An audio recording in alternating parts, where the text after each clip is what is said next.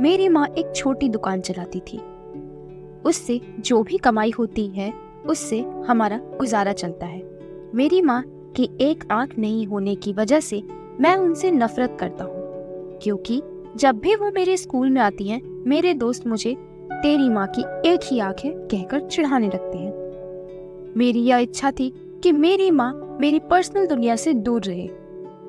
इसलिए एक दिन गुस्से में मैंने कहा, माँ, तुम्हारी दूसरी आंख ना होने की वजह से जब तुम मेरे दोस्तों के सामने आती हो तो वो मेरा मजाक उड़ाते हैं, तुम मर क्यों नहीं जाती? उस समय मुझे थोड़ा बुरा महसूस होने लगा था, लेकिन दूसरी ओर मैं खुश था, क्योंकि हर समय मैं जो कहना चाहता था वह मैंने आज कह ही दिया था। लेकिन ये सब सुनने के बाद मेरी माँ ने मुझे कुछ नहीं कहा, और मुझे भी नहीं लगता कि मैंने उनसे कुछ इतना बुरा और दुख होने वाला बात कहा। मैं इस गरीबी से और मेरी माँ से दूर कहीं जाना चाहता था। तभी मैं अपने बहुत ही करीबी एक मित्र से मिला। मित्र ने मुझसे कहा, तुम्हारी माँ की तो एक ही आंख है, और वो भी मेरा मजाक उड़ाकर चला गया। तभी से मैंने बहुत पढ़ाई की। मैंने अपनी माँ को भी छोड़ दिया और पढ़ने के लिए दूसरे शहर आया, और वहाँ की यूनिवर्सिटी से मुझे एडमिशन भी मिल गया। इसके कुछ सालों बाद मैंने वही शादी कर ली।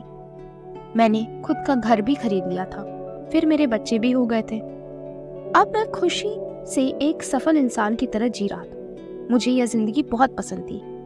दिन ब दिन यह खुशी बढ़ती जा रही थी, लेकिन एक दिन अचानक मेरी माँ को मैंने अपने दरवाजे पर देखा।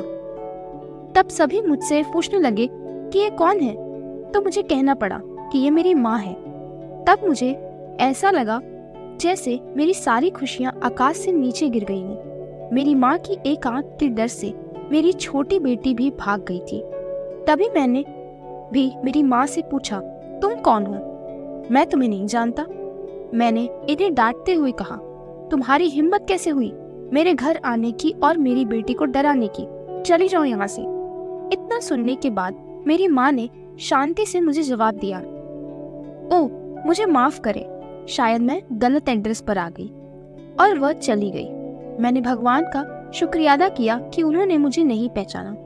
अब मैं शांत महसूस कर रहा था, और मैंने अपने आप से कहा कि अब मैं अपनी पुरानी जिंदगी के बारे में कभी सोचना भी नहीं चाहता।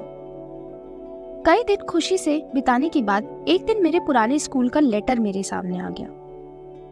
मैंने अपनी पत्नी से झूठ कहा कि मैं बिजनेस ट्रिप पर जा रहा हूँ। मेरे पुराने स्कूल को चला गया। उसके बाद मैं अपने पुराने घर झोपड़ी में गया। मैंने वहां पाया कि मेरी माँ ठंडी फर्श पर गिरी हुई थी। ये सब देखने के बाद भी मेरी आंखों से एक आंसू तक नहीं निकला। उनके हाथों से कागज का एक टुकड़ा था, शायद वह मेरे लिए कोई पत्र ही था। उन्होंने लिखा था, मेरे बेटे, मुझे लगता है कि अब मेरे जाने का समय आ चुका है, और अब मैं तेरे घर भी नहीं आ सकती, लेकिन मैं एक बार तुम्हें देखना चाहती हूँ, तुमसे मिलना चाहती हूँ। मुझे तुम्हारी बहुत याद आती है, और जब मैंने सुना कि तुम यह अपनी पुराने स्कूल में किसी काम से आ रहे हो तो मुझे काफी खुशी हुई। लेकिन मैंने निश्चय किया कि एक आंख होने की वजह से मैं तुम्हारे लिए स्कूल नहीं जाऊंगी, और मैं नहीं चाहती थी कि मुझे देखकर तुम्हें घबराहट हो। तुम्हें याद होगा कि जब तुम बहुत छोटे थे तब तुम्हारा एक एक्सीडेंट हुआ था और तुमने अपनी एक आंख खो दी थी। एक माँ होने की वजह से मैं तुम्हें एक आंख में बड़ा होते नहीं देख सकती थी, तो मैंने तुम्हें अपनी एक आंख दे दी, और आज मुझे गर्व है कि मेरा बेटा इस पूरी दुनिया को देख सकता है। तुमने जो कुछ भी किया उससे मैं कभी दुखी नहीं हुई। जितना भी बुरा भला गुस्से में तुमने किया, करा, कहा, मैंने अपने आप से कहा था कि शायद तुम इसलिए डांटते हो क्योंकि तुम मुझसे बहुत प्यार करते हो। मुझे आज भी वह समय याद है कि जब तुम छोटे होते थे तब हमेशा मेरे आसपास ही रहते थे। तुम्हें बहुत याद करती हूँ बेटा, मेरे लिए तुम ही मेरी दुनिया हो। ये पढ़कर उसे बहुत बुरा लगा। उसे अपनी गलती का एहसास तो हुआ, पर बहुत देर हुआ। किसी इंसान के अपनत्व के लिए कभी उससे नफरत ना करें, कभी अपने माता पिता की बेइज्जती ना करें। उनके बलिदानों की कीमत आप नहीं समझ पाएंगे।